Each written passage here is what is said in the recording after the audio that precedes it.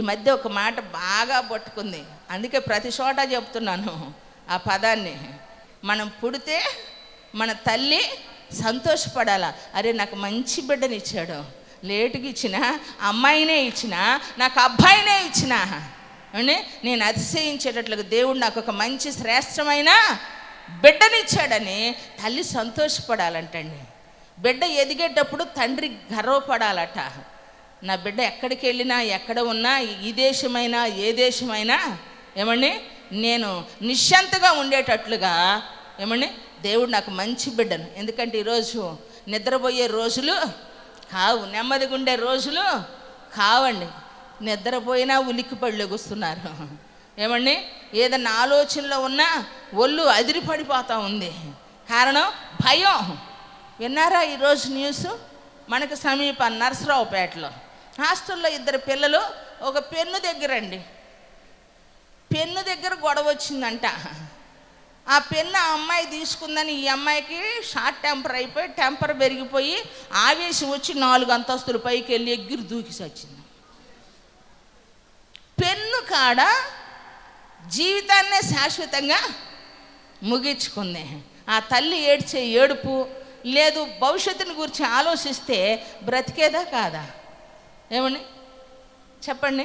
ఒక కుటుంబానికి తీరని శోకం, ఒక కుటుంబానికి తీరని నింద, జీవితంలో మత్స అన్నమాట.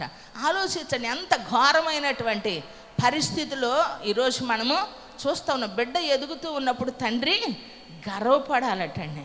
మనం బ్రతికితే ఏమండి మనం బ్రతికితే సమాజము ఇష్టపడాలట. నీతిమంతులు వర్ధిల్లుట పట్టణానికి సంతోషకరం. ఇలాంటి వాళ్ళు సమాజానికి అవసరం అండి. కొందరిని చూసి ఏమంటారు, వీడు భూమికి భారం, కుటుంబానికి భారం, వీడు పుట్టకుండా ఉన్నా పుట్టినప్పుడే లేదంటే గర్భంలో పిండంగానే పడిపోయి ఉంటే బాగుండు అనుకునేవారు ఉన్నారు. అలా మనం అనిపించుకోకూడదు. ఎందుకంటే మనం బ్రతికితే సమాజం అట ఇష్టపడాలట. మనం చేసే కార్యాలు ఏమండి ఆశీర్వాదకరంగా, ఇతరుల యొక్క శ్రేయస్సు కొరకు, మేలు కొరకు ఆలోచించే విధంగా ఉండాలట. ఏమండి ఒకవేళ మనం చచ్చిపోయినా మన శత్రువైనా, అరే పగవాడికి కూడా హాని చేయనటువంటి వారు ఏదో మన స్వార్థం కోసం వాళ్ళ మీద నిందలు వేసినా, వారిని అవమానించిన, జనాల నోళ్ళకు అప్పగించిన, వీళ్ళు మంచోళ్ళరా అని చెప్పి శత్రువు కూడా మనం సస్తేనంట కంట తడి పెట్టాలంట. చాపట్లు కొట్టి దేవుడిని స్తుతిద్దామా? ఎంతమందికి ఈ మాట నచ్చింది? చేతులేత్తండి. ఎంతమందికి నచ్చింది? ప్రైజ్ ది లార్డ్, హల్లెలూయా. మరి దేవుని సన్నిధిలో ఉన్నటువంటి మన జీవితంలో దేవుడు మనకిచ్చిన ఆధిక్యత ఎంత గొప్పది చెప్పండి.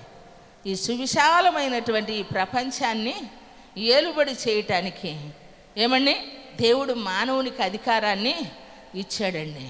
ఎంత గొప్ప కృపో చూడండి. సృష్టిని ఏలుబడి చేయటానికి దేవుడు మనిషికి ఇచ్చిన ఆధిపత్యాన్ని మనుషుడు ఏం చేస్తూ ఉన్నాడు? ఏమండి దేవుడు మనిషి కలిసి నివసించినటువంటి స్థలంలో ఈరోజు సమీపింపరాని తేజస్సులో ఆయన ఉన్నాడు.